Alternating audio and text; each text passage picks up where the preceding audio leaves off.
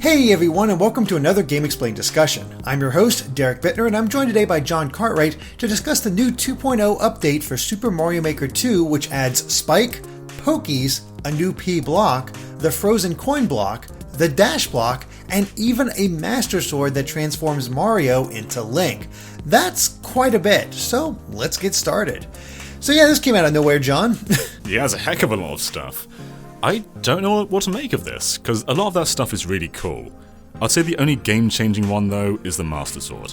Yeah, I'd agree with that. Where it's like, okay, that's a fun new element to play with Spike and Pokies, the P block, the Frozen Coin block, the Dash block. I can lump all those together and say, those are cool new additions that, you know, people who are still playing the game can modify the levels or maybe have new ideas that might spark them to make even more levels, stuff like that. But they seem pretty standard Mario stuff. There's some fun things in there, of course. But it has to be said that the star of this show is absolutely the Master Sword. We've been complaining ever since this game came out about the lack of Mii costumes, because it wasn't just that they looked cool. Levels like themed around them. It's so hard to make a Zelda stage now and make it feel like Zelda without having all those different Zelda costumes. And this allows that, but it does so much more, because it's not just a costume, it's not just aesthetic anymore. You're actually playing as Link. There's so much you can do with this character now. And it's really going to inspire a lot of people to make some fantastic Zelda stages. Yes, and I think that's the big thing. I think if those other ones, yeah, they can maybe spark a few ideas, maybe they can work them in, but really it's going to be this Link, especially with just how much he can do. The fact that he has the downward thrust, he can use his sword and use bombs and his bow and arrow. There's some really cool ideas in here, and basically people can start just making Zelda 2 levels. Yeah, that's really cool. Actually, I noticed one thing as well. I don't think that Link can run. They never show him running in this. They show him dashing in the Links to the Past style, but I'm not entirely sure if he can actually run. So that's like a little limitation on Link, given that he has pretty much a giant moveset. So it is kind of good to give him something that makes him not too overpowered. Yeah. The one thing I'm not sure of, and I kind of hope is a thing, I don't want the costume to be able to be lost once you get it, you know? I feel like it will be, because we see at the start that Mario collects the Link costume. Right. I would imagine if he gets hit, he probably will just turn back to Mario. Which is unfortunate to me, because I think it'd be more interesting if Link just died, you know? Yeah, I know what you mean. It always kind of took you out of those themed levels. Like, let's say you're playing as, I don't know, like Pikachu in like a Pokemon level, and you get hit and then you're Mario again. It's like, well, that kind of defeats the purpose. Mm-hmm, exactly. And then you got to take into account if somebody gets hit, loses the ability, and all of a sudden the stuff that's specifically designed around Link is gone. Yeah, you got to put like pipes everywhere with power-ups coming out, or otherwise the level's kind of broken.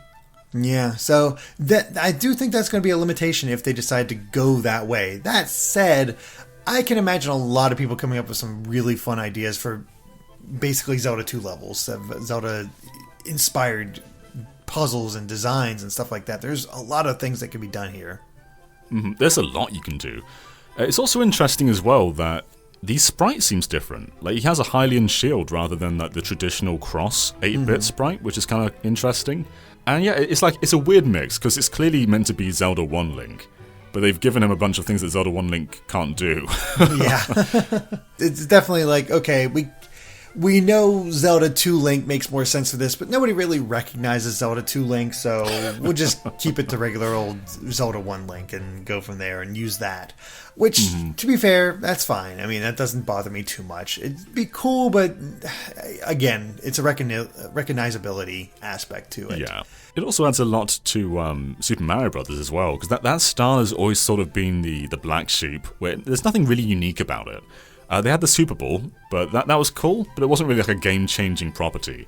Whereas now, I feel like this is just going to create a bunch more regular Mario 1 style levels. Yeah, that, and I can also see a lot of like levels based around mini games from Zelda. Like the fact that you can aim the bow up and down, I think that could really make for some interesting target tests. Sure, yeah. Where you maybe got to shoot the red coins in order to move forward and do that sort of thing, and have those type of games. You can like base it off the Gerudo Valley, the bow and arrow game. Oh, just sort of like awesome. hit targets in the background. Yeah, that'd be yeah, really that'd cool. be awesome. Like I really do think the arrow is the thing that allows for the most variety when it comes to Link. Yeah, because like bombs are basically just bob-ombs, and I guess being able to pluck them out of anywhere, that's cool, but it's not a new function. Yeah, exactly. So I am looking forward to what people come up with for Link, but did you get excited at all when the trailer first began and you saw Spike and the Pokies and whatnot?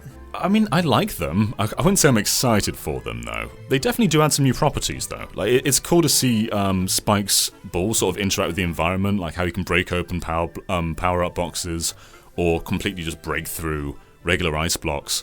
And one thing I really liked was with the seesaw. You see like a Super Mushroom Spikey throw one of his balls down, and it just completely outweighs the seesaw and throws Mario upwards.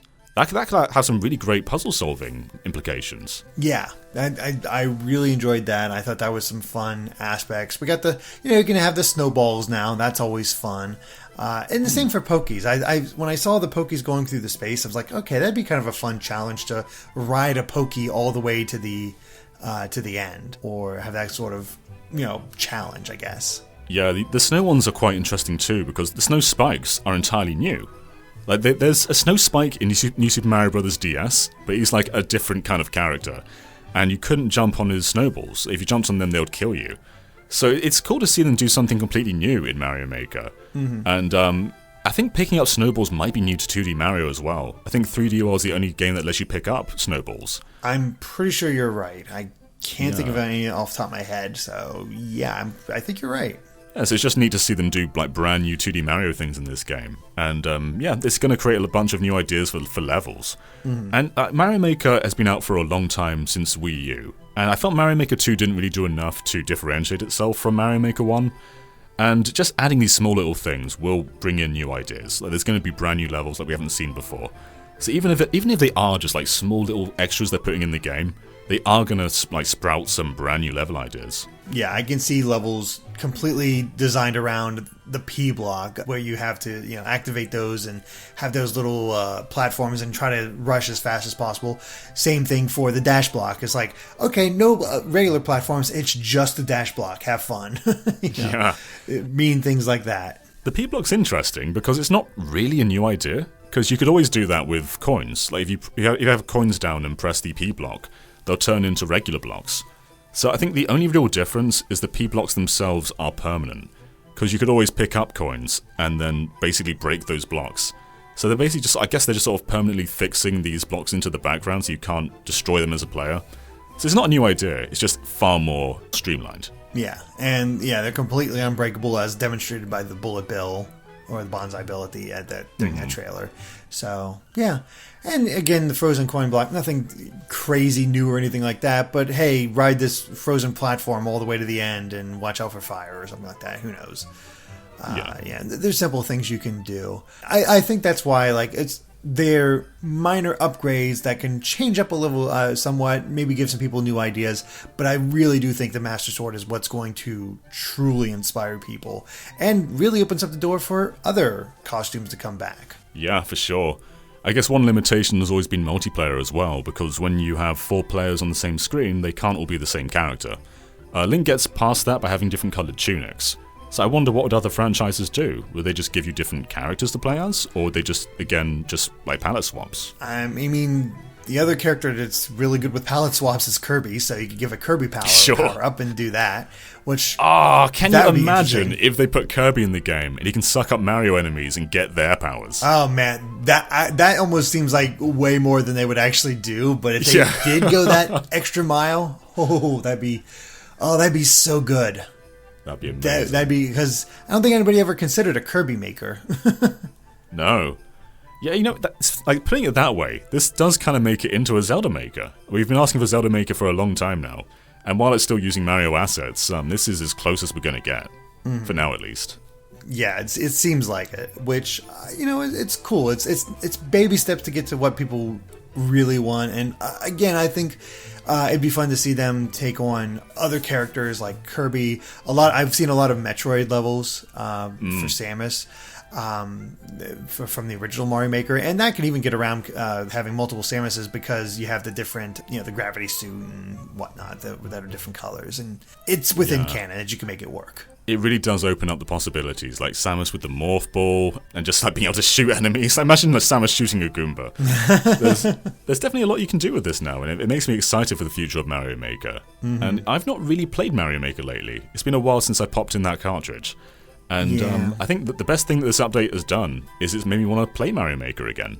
Yeah, I don't know if it's fully done that for me. I'm not gonna play it the first day because I don't make levels, but it's something I check out other people's levels, maybe like out of curiosity, see what came up and what kind of fun you can have with it.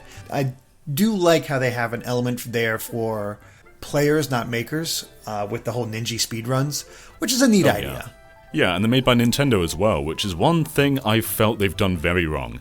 Like, up until now, the only way to play Nintendo levels is to go onto their Twitter and find special unique codes where they sometimes share developer levels. There's no other way, apart from the story mode.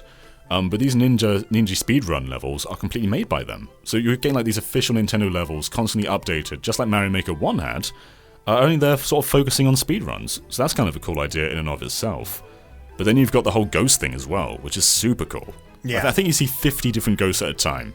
And it's just going to be really cool to see how people go about levels, like try and like copy their tactics and find the best route. That's just going to be a lot of fun and gives a far more of a single-player purpose to Mario Maker. Mm-hmm. And it actually has feasible rewards. Like, yeah, they're only stuff for your costumes for your Mii, but that's still something.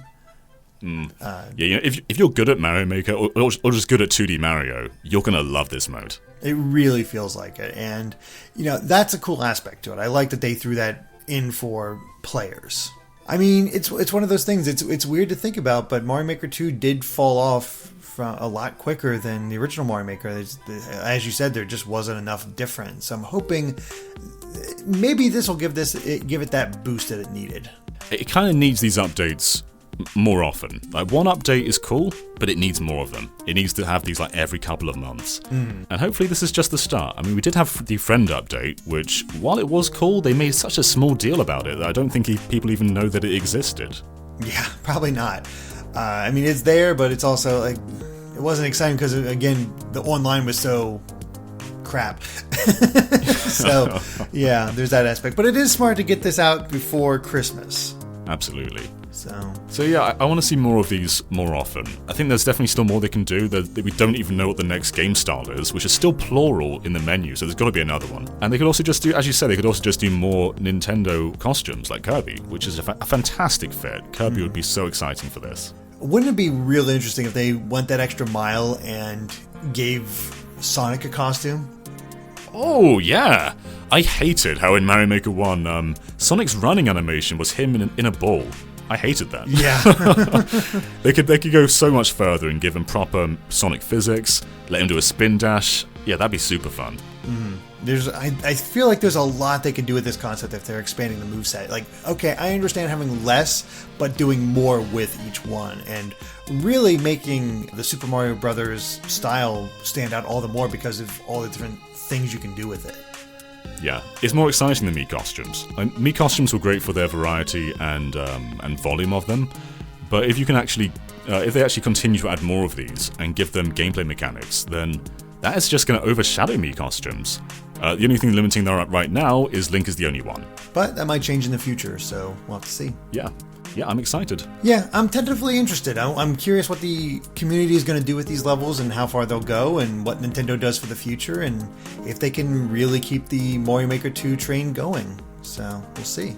Alright, well, I think that covers it for our Mario Maker 2 version 2.0 discussion. So thank you for watching, and if you like this video, be sure to like us on Facebook and Twitter at GameXplain. And of course, make sure to subscribe to GameXplain for more on Mario Maker and other things gaming as well. Until next time, bye.